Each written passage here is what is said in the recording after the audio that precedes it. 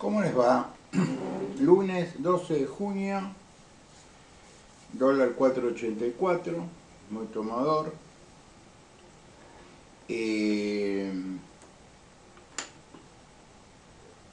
Elegí dos términos, dos cosas para hablar el video de hoy. No pude hacer el vivo, lo intenté todo el fin de semana, pero se ralentiza. Los números y las palabras, porque yo no puedo ser el único que tenga la razón, de ninguna manera. Pero al estar seguro que no soy el único que tiene la razón, ¿por qué los demás deben estar equivocados? Entonces me pongo a razonar por qué los demás están equivocados y saqué una conclusión.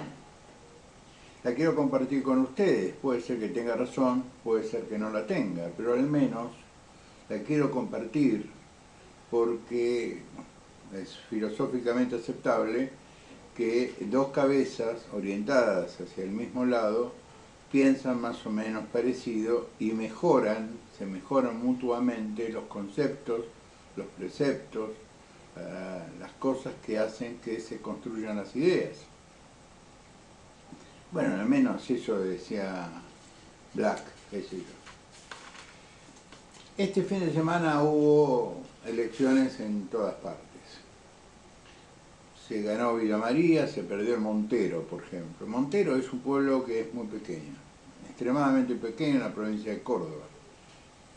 No es que Villa María sea mucho más grande, pero Villa María tiene mucho más importancia, no solo por la feria y el mega recital folclórico que hace, sino porque Villa María, alrededor de Villa María, crecen localidades. Se ganó Villa María, se perdió Montero por 200 votos, pero eso es en Córdoba, que parece que por circunstancias diferentes a las racionales se ha convertido en el eje de discusión de todo un país. Mejor dicho, el eje de discusión de los medios de un país. Porque la sociedad no está discutiendo el tema Córdoba. Esa es la primera percepción que yo tengo. Pero vamos a los números, porque el programa se llama Los números y las palabras. Vamos a los números. Sabios eran nuestros hermanos judíos que no tenían números, que los números se expresaban con letras. Gran sabiduría. Nosotros fuimos influidos por el pensamiento árabe, que a la vez fue influido por el pensamiento hindú. Entonces aparecieron los números, y los números empezaron a tener vida propia. No es que yo postule la desaparición de los números, Dios me libre y me guarde, los números son importantes. Una cosa es tener 12,7 de presión, otra cosa es tener 14,8 de presión. Los números son importantes. Pero los números deben ser explicados, porque si los números no son explicados, todos sabemos que es 3, 14, 16, 16, 52, 57, 60 y tantos, más. 3, 14, 16. Entonces es pi. Pi es una letra. Pi es una letra en el abecedario griego, que equivale a 3, 14, 16, que tiene que ver con la circunferencia. Un codo son 57 centímetros. 2 codos es 1,04 m, una cosa así. Por lo tanto, los números tienen vida propia. Ahora, para que los números sean entendidos por la gente hay que explicárselos. Una cosa es el 100% de algo, otra cosa es el 50% de nada. Entonces, si a mí me dicen, Poggi ganó por el 53% de los votos, digo, felicitaciones por Poggi. Ahora, ¿cuánta gente lo votó? Ese es el mal defecto que tengo de haber sido tantos años fiscal y apoderado, que me lleva a hacer análisis de otro tipo. Lo que a la larga nos importa en un país federal es si los números de una elección que representan en el campo de la legislatura, que representan en el campo la cantidad de intendencias que se ganaron, que representan el voto general el día que a esa gente se la llame a votar a presidente. La excitación de los medios y de los amigos de Juntos por el Cambio porque Poggi ganó. No voy a hacer el análisis que Poggi ganó en el medio de una ensalada rusa, donde estaba parte del voto de Rodríguez Sá, había votos radicales, había de todo. Poggi cosecha a la siembra de Juntos por el Cambio la bonita suma de 129.000 votos. Yo redondeo, pueden ser 128.738 o 129.111, o menos. Yo redondeo, ¿por qué? Porque si se sacó un porcentaje de la cantidad de votos habilitados, ese es el número. Muy bien. Poggi aporta 129.000 votos. ¿A quién? No importa. Aporta 129.000 votos. Tucumán, que tiene 1.267.000 electores, el PJ suma 600.000 votos. Y estamos disputando la capital federal, la capital de Tucumán. Eso va a terminar el recuento definitivo y conociendo a los tucumanos posiblemente la perdamos. Ojalá que me equivoque. Pero el peronismo tucumano juntó 600.000 voluntades. Si hacemos un cálculo muy aproximado, casi 4,75 veces más que San Luis. Mendoza, que tiene 1.439.000 electores, Cornejo y Petri, que se disputaban las PASO, entre los dos, juntaron el 42% de los votos generales, es decir, el 42% del 1.400.000 votos, es decir, 560.000 votos. Que sí que entre Mendoza y la chirola que sacamos en San Luis y alguna chirola que sacamos en Tucumán, podemos compensar Tucumán. Es decir, 42% de los votantes mendocinos en las PASO dividieron sus votos, 60% para Cornejo, 39% para Petri, que fue verdaderamente una sorpresa. Yo tengo que pensar que estos 39 votos se suman. Y los 22 puntos que sacó el invento de Larreta, que nadie se anima a decir que salió tercero lejos, con el 22%, igual para mí es una buena elección, 22%, porque el 22% de 1.400.000 electores son 100 y pico de mil electores, no es poca cosa. Yo supongo que este 22% se sumará al 42%, se sumará completo, más o menos, y estaremos en el orden del por lo menos 50-52% el día de la elección, que sí va a ser una buena elección la que Juntos por el Cambio haga en Mendoza, como nos tiene acostumbrados.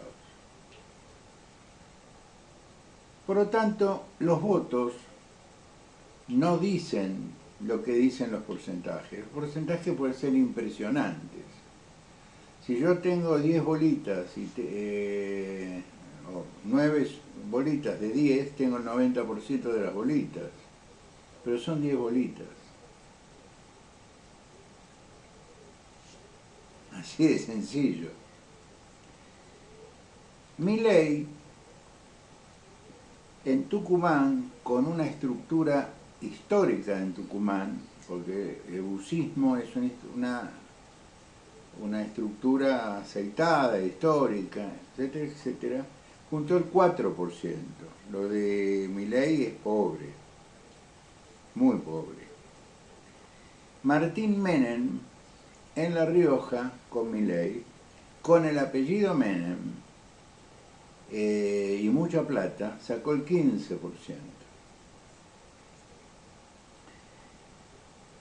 Yo acá hago un paréntesis para que me entiendan a lo que voy. Cuando, hoy hablamos en el almuerzo con Anita, cuando la interna Cafiero contra Menem, se van a enojar los correligionarios, pero nadie puede decir que yo no fui actor de esa elección. Por lo tanto, yo tengo más autoridad moral de los tipos que se van a enojar. El radicalismo, in totum, apoyaba a Cafiero. La razón era lógica. Cafiero era un tipo con el cual se podía mantener un diálogo, se podía mantener una estructura de institucionalización, se podía razonar. Y el gaucho de las Pampas riojanas, su discurso era un discurso muy populista, salariazo, revolución productiva, etc.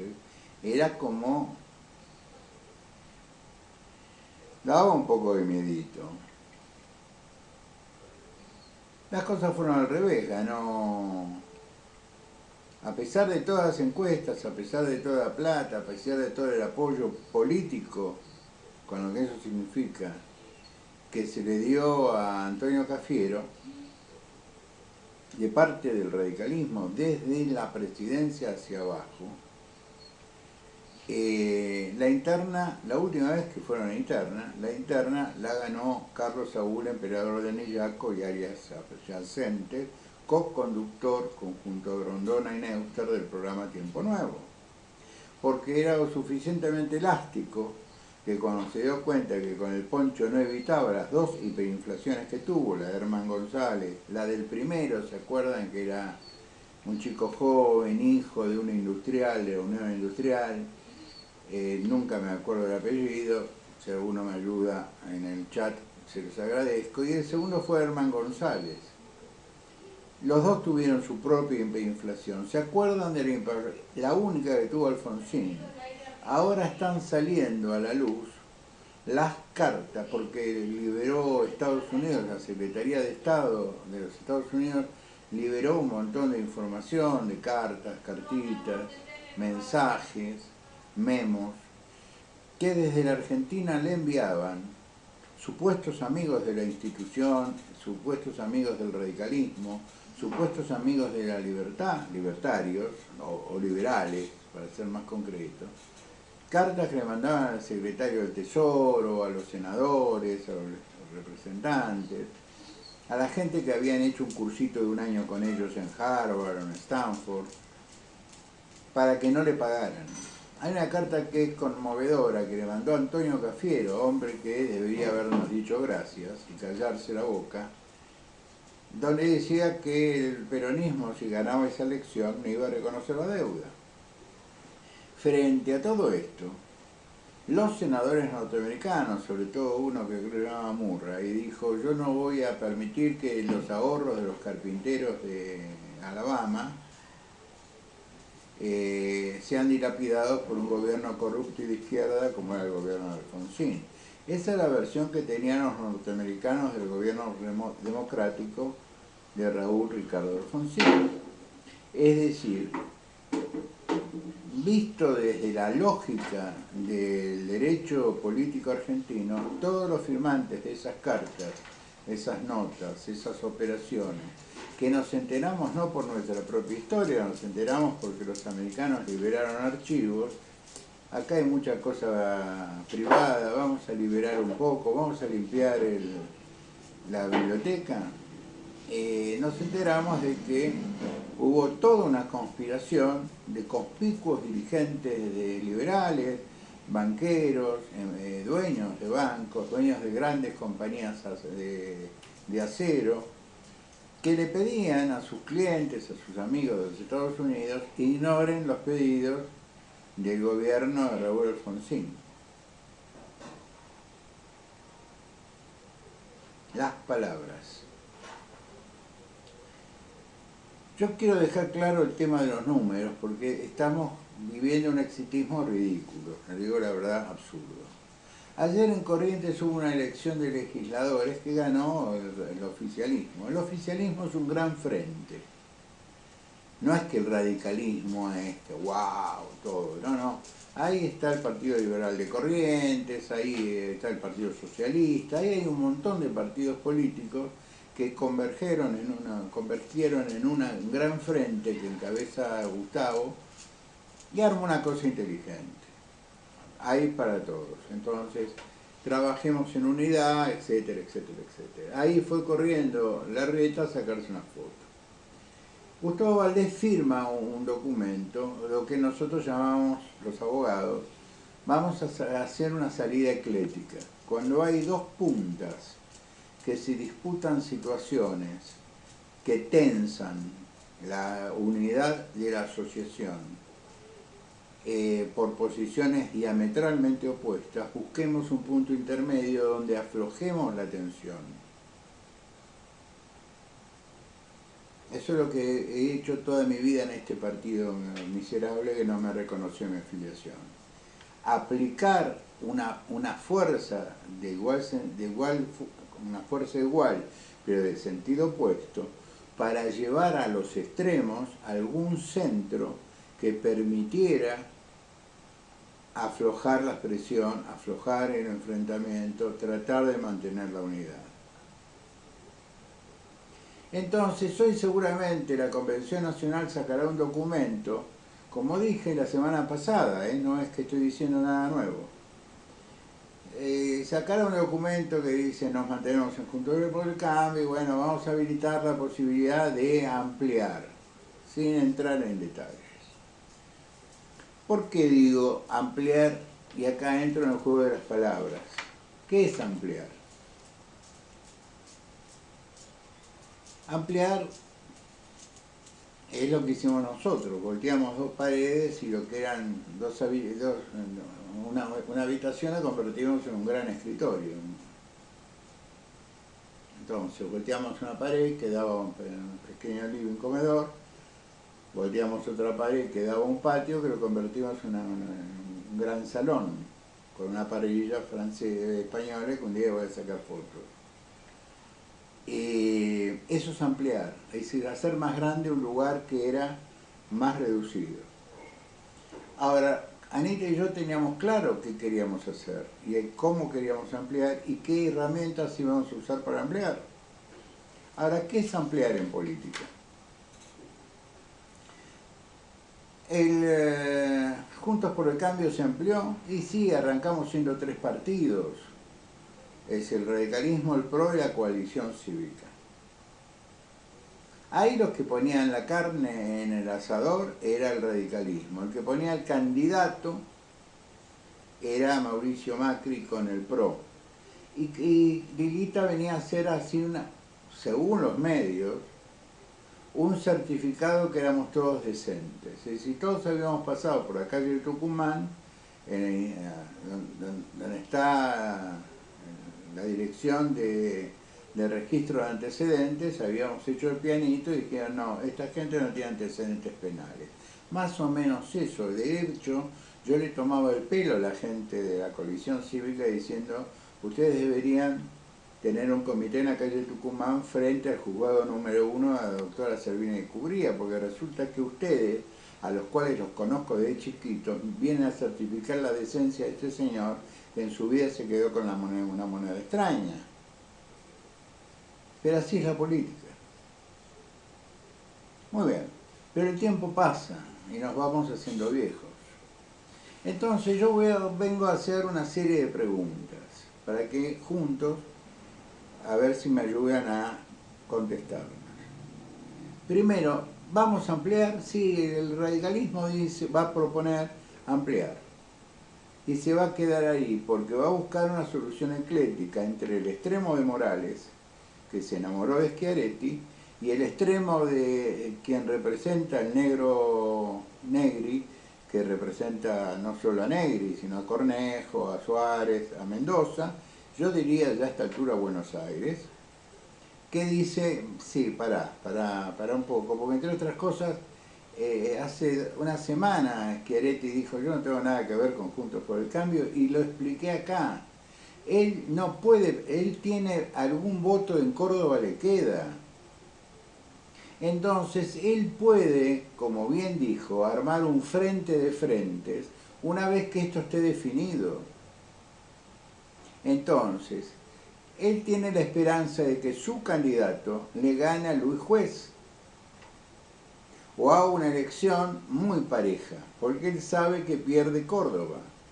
Tanto sabe que pierde Córdoba que Lilita Carrió salió a castigar y a difamar al candidato radical por la Intendencia de Córdoba.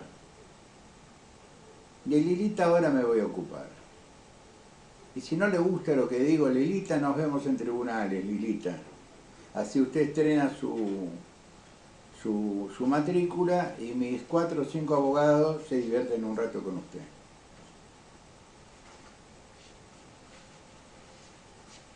La concepción de que los dirigentes acarrean a los dirigidos como los pastores a las ovejas es una tradición muy antigua que deviene de la religión.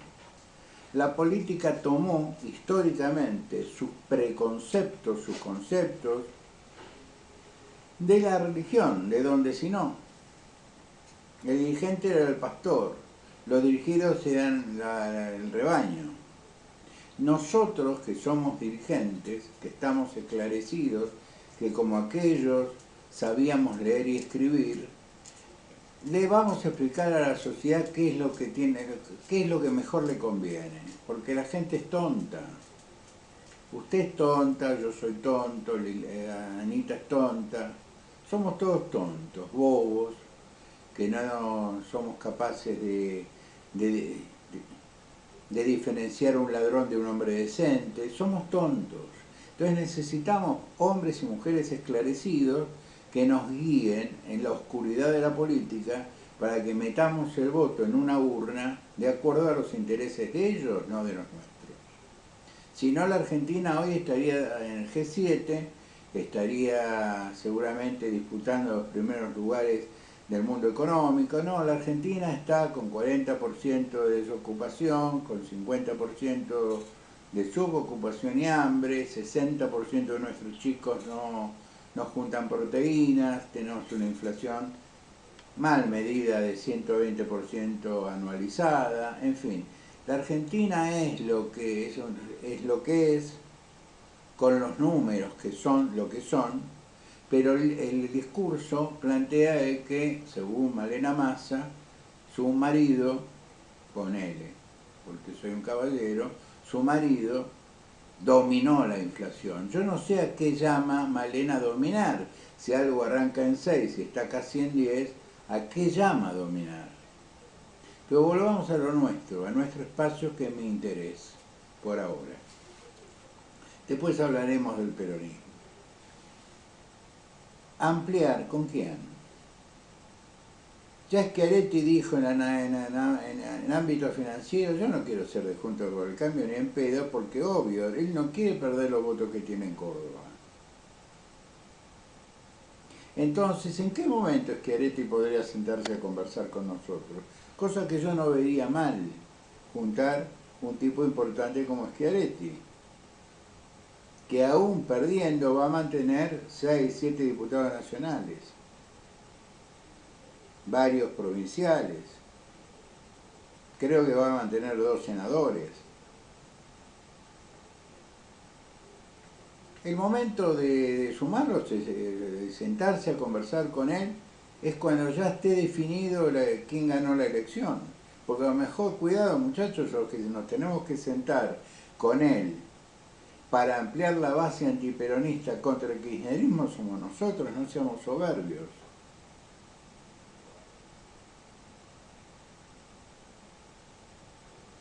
Muy bien. El último balance de Juntos por el Cambio fue el 42% en el año 2021, en una elección dispersa, porque era una elección legislativa. Y en una elección legislativa, repito, es normal que el ser humano, el votante, se tome más libertades. Está bien, estos van a ganar, qué sé yo, voy a votar a la izquierda, voy a votarlo a Milei, voy a votarlo a Esper, voy a votar a Pirulo, qué sé yo. A Esper le han dado la característica del tipo que viene a salvar la playa Omaha en el desembarco de Normandía. Esper es el 1.5% de los votos en la provincia de Buenos Aires. Alguien con muy buen criterio me dijo 1,5 que no se opone, 1,5 que se suma, son 3. Ahora la pregunta que yo, eso lo hacemos en política desde que yo tengo uso de razón y nunca resulta así. Porque si el 1,5 no nos votó a nosotros, que éramos la institucionalidad, que éramos el gobierno, que éramos la mayoría de candidatos a diputados, bla, bla, bla, bla, y vieron en Esper un contradictor, ¿por qué creen que nos van a votar a nosotros? Es más lógico que lo terminen votando a Milei. Pero eso es entrar en sociología política y en, yo diría, algo parecido a la magia. Hasta que ocurra no lo sabemos. Y como Esper se va a esconder en una lista de diputados nacionales o de alguna cosa, nunca lo sabremos. No es como la teoría de las cuerdas que está probada, pero que cuando fue enunciada pareció un disparate. ¿Qué hacen los candidatos chicos? Tratan de buscar una alianza para esconderse. Muy bien. Vuelvo un minuto a Milei y a los números, después sigo con las palabras. Por eso hice la comparación con Menem y Cafiero. Vos veías en todas las mesas del interior del país que ganaba Menem. Vos veías que en las mesas de los barrios de la provincia de Buenos Aires ganaba Menem. Es decir, Menem era un fenómeno político dentro del peronismo al cual había que prestarle mucha atención. Y esa atención duró hasta el año 99, es decir, hubo que prestarle atención. Entonces, hay una regla de oro en política. Cuando hay un movimiento social que empuja a un grupo social hacia adelante, hacia el poder, nos pasó a nosotros con Juntos por el Cambio. Si no, repasen las elecciones. Empezábamos a ganar municipios, empezábamos a ganar pueblos, porque teníamos una base, teníamos el radicalismo, el MID, alguna cosita del PRO, etc. Íbamos juntando.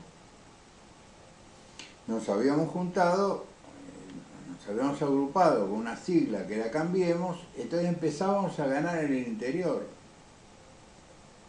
Entonces el fenómeno de Juntos por el Cambio, o de Cambiemos, se dio en el interior, primero que en los grandes centros urbanos. Entonces estábamos en presencia de un movimiento que iba a dar que hablar, porque el interior empujaba. Arrancábamos yo me acuerdo, arrancamos que creo que con 12 victorias consecutivas. Es decir, había un clima de cambio. Aún así, medíamos 23%, 24%. Sin embargo, en el interior nos votaba a nosotros, en las intendencias, es el mismo fenómeno que ocurre ahora. Muy bien. ¿Me pueden explicar dónde está el fenómeno Milei, que mide 30 puntos, si en el interior, con una estructura armada como la de Bussi, sacó el 4%? Yo no quiero ofender a nadie, yo junto más gente que Bussi en mi cumpleaños y me traen regalos. O el 15% de los Menem. Los Menem nunca tuvieron menos del 30% por el apellido, en La Rioja. Nunca tuvieron menos del 30%.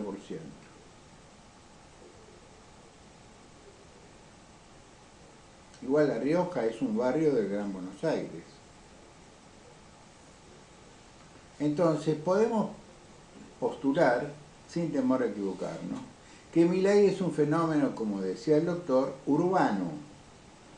Un fenómeno de la capital federal, un fenómeno del Gran Buenos Aires, un fenómeno de Rosario, Córdoba, son fenómenos de los chicos de clase media enojados con papá. Menos mal que se van hacia la derecha, porque en los 70 el mismo fenómeno sociológico nos llevaba a agarrar las armas.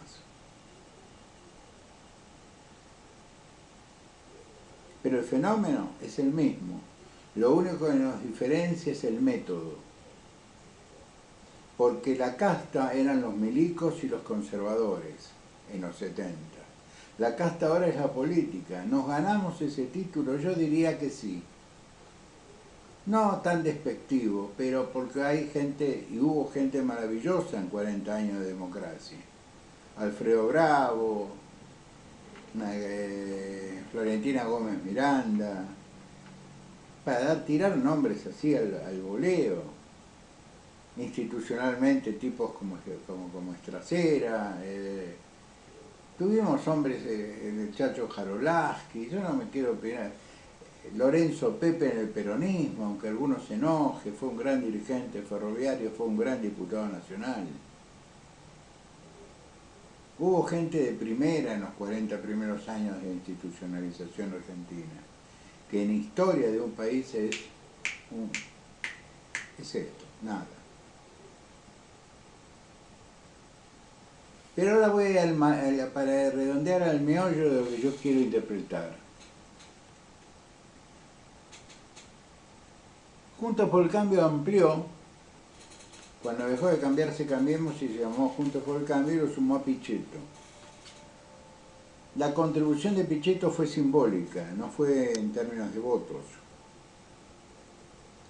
Como sumamos por derecha, nos sentimos obligados a sumar por izquierda, y la sumamos a Margarita Stolbizer, que nos agregó una localidad de Moreno, ni siquiera Moreno, una localidad de Moreno. Muy bien. El caso de Margarita Carrió es claro, Margarita Stolbizer es claro, porque se puede medir. Lilita Carrió lo único que hace desde el año 2015 es restar, pero resta para su tribu. La gente que la votaba a Lilita Carrió no va a votar al Frente de Todos, lo vota Macri, la vota Patricia, lo vota Larreta, es decir, se queda dentro de la familia de Juntos por el Cambio. Lo que no va más a tomar el té a la casa de Lilita, pero el voto queda dentro de Juntos por el Cambio, no se dispersa, no es que se vaya el peronismo.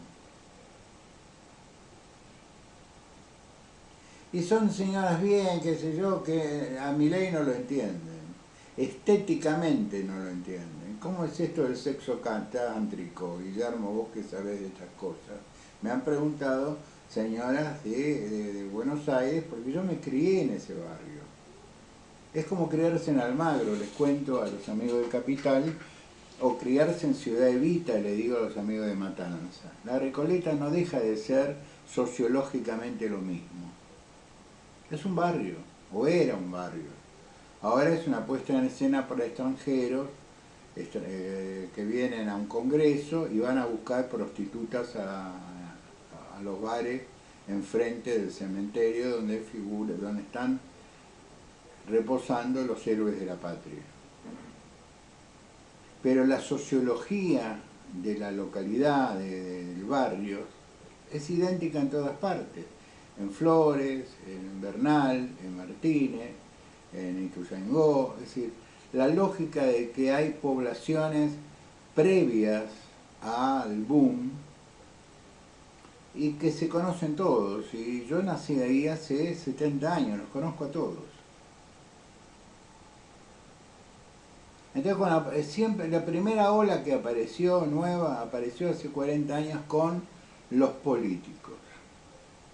Tipos que venían de la industria tabacalera, qué sé yo, y ya tenían un departamento en la Recoleta. Pero la Recoleta se convirtió en un lugar que exigía servicios y donde había negocios que vendían lápidas y bronces para el cementerio que aún funcionaba, se convirtieron en piringundines, para decir un término tanguero. Tanto es así que el Caño 14, en la calle Talcahuano, se cayó comercialmente porque se trasladó todo ese público que iba al Caño se fue a la Recoleta, donde siempre, bajo todo gobierno, fue tierra liberada. Porque por ahí te encontrabas con el hijo de un juez, o lo era más grave, te encontrabas con el juez,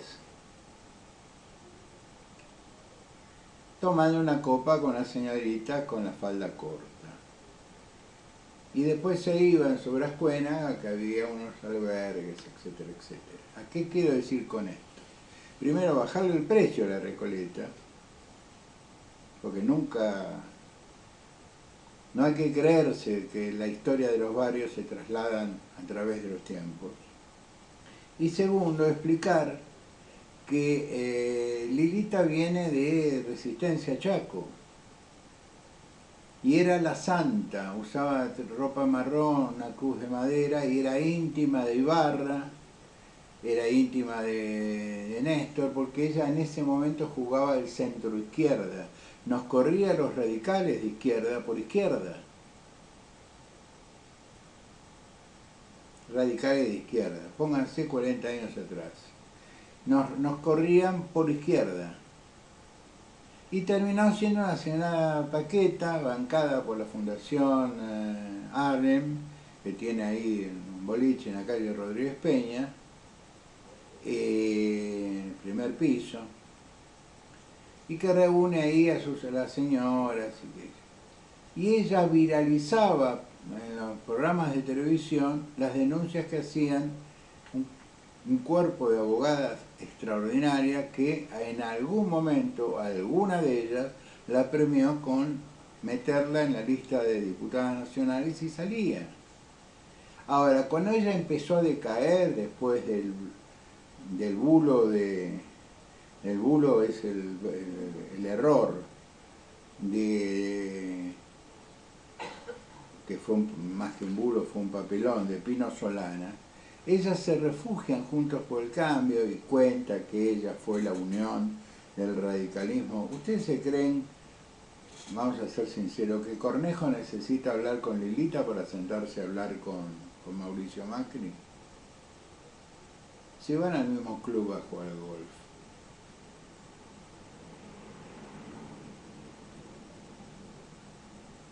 El problema de Lilita es que en vez de mantenerse como un par, como la presidenta de un partido político que media, tomó partido. Y ella no iba a tomar partido por un candidato que contradecía, por su manera de ser, los deseos de Lilita, porque Lilita era una dirigente sin estructura, y lo poco que tenía lo tenía que colocar.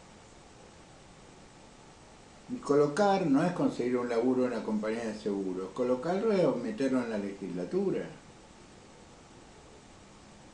Entonces tenía que aliarse casi por obligación con aquel que podía ofrecer estos servicios. Y eso era Larreta. Por eso a mí que me tienen un documento firmado por un montón de personajes, me tiene sin cuidado. A mí no me corren los personajes con documentos. Yo los coleccionaba y terminaban siempre iniciando el fuego de un asado un domingo con amigos.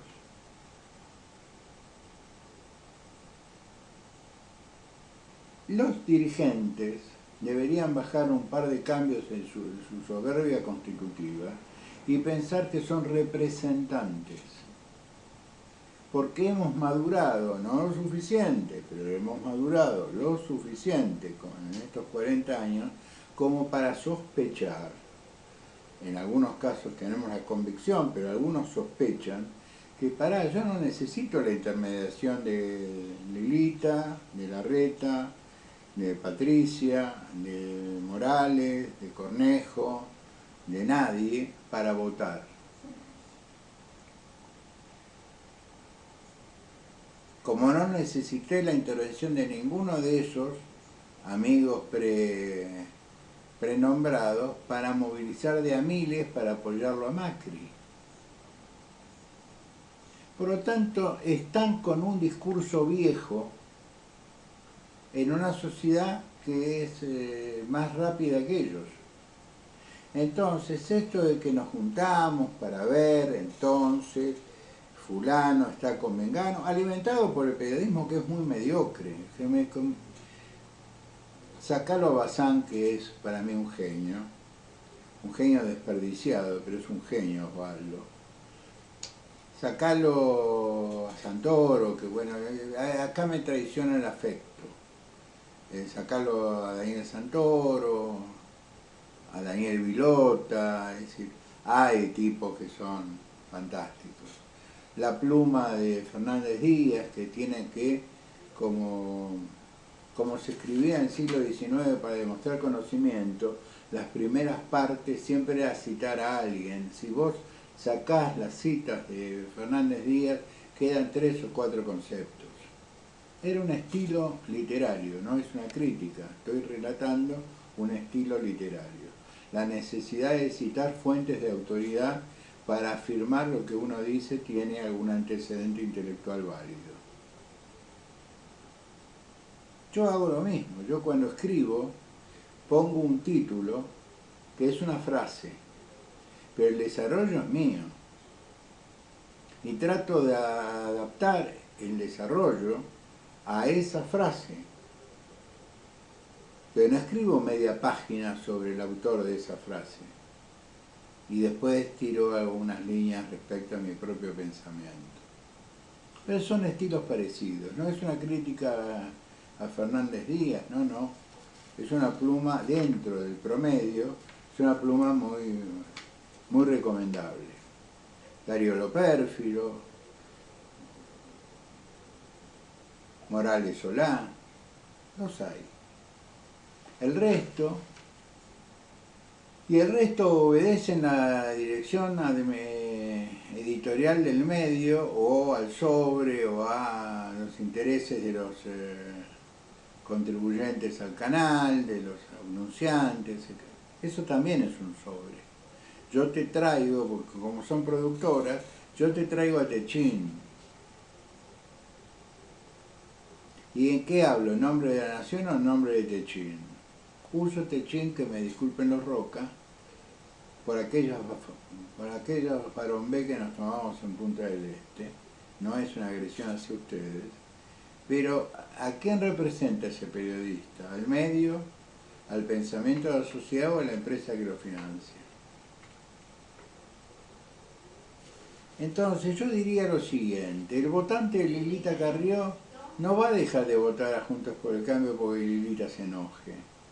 Porque en este país que se ha dividido en dos, donde no hay una tercera posición, hay dos. Bueno, Lilita se volvió loca, pero yo voy a seguir votando a Juntos por el Cambio. Lilita puede tener razón, pero yo voy a seguir votando a Juntos por el Cambio.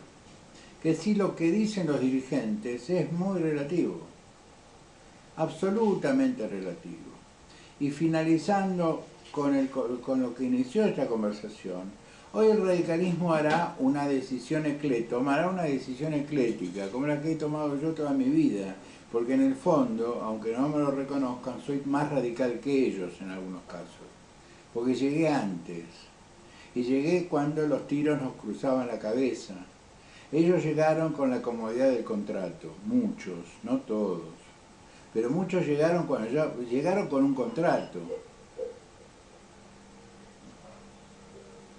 Cuando nosotros llegamos al radicalismo no había contratos.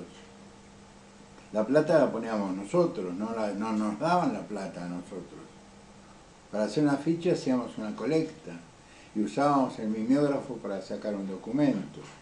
No íbamos a una fotocopiadora. No teníamos la fotocopiadora de la franja. No teníamos los recursos de los centros de estudiantes. Algún día me encantaría que el Centro de Estudiantes de Ciencias Económicas alguien le haga una auditoría. Por curiosidad. No les estoy imputando un delito. Curiosidad.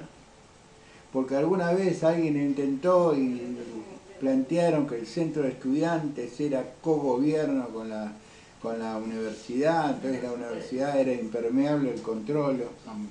Este constitucionalista dice, y me van a putear en línea, que todo lo que sale del Tesoro, no lo dije yo, lo dijeron hace 80 años la Corte, o algo más de 80 años.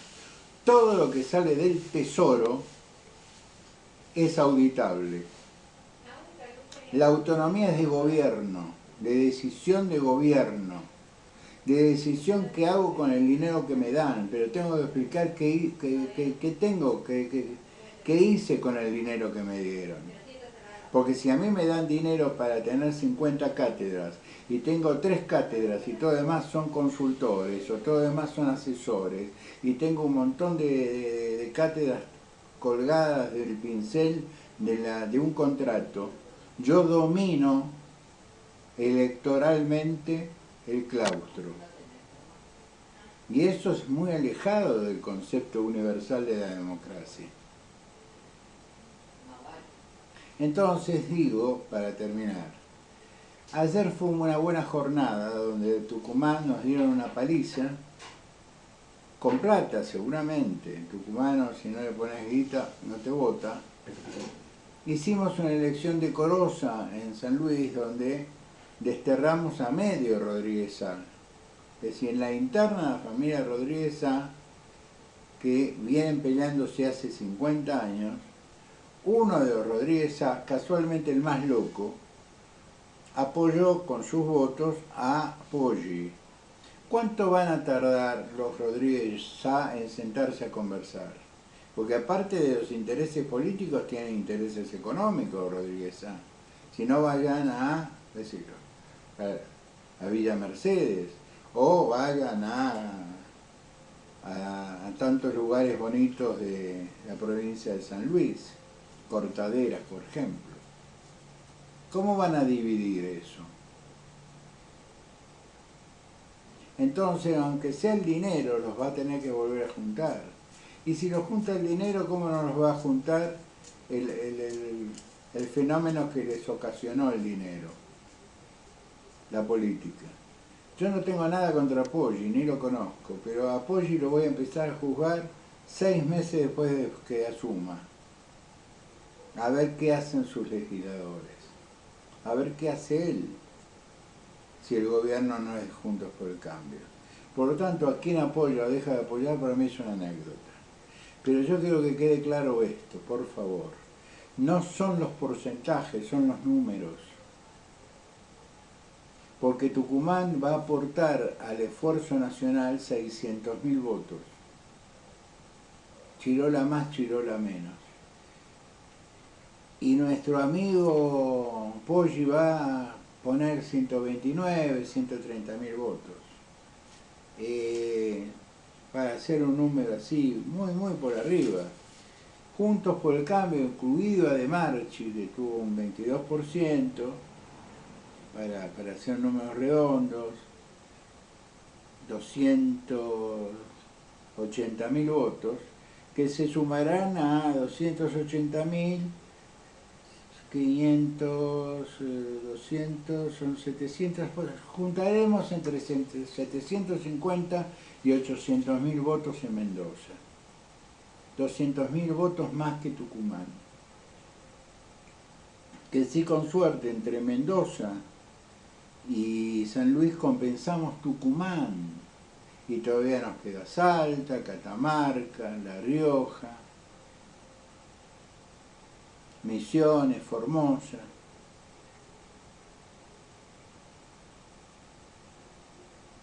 Ni hablemos del sur, Catamarca, Santa Cruz, Neuquén, La Pampa.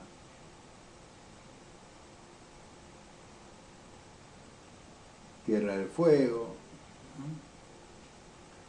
Yo les diría que tenemos que tener un sobrio optimismo y de dejar de hacer estos papelones, de ir a todos lados a levantarle los brazos a gente que no sabe quiénes somos. Porque el puntano, el correntino,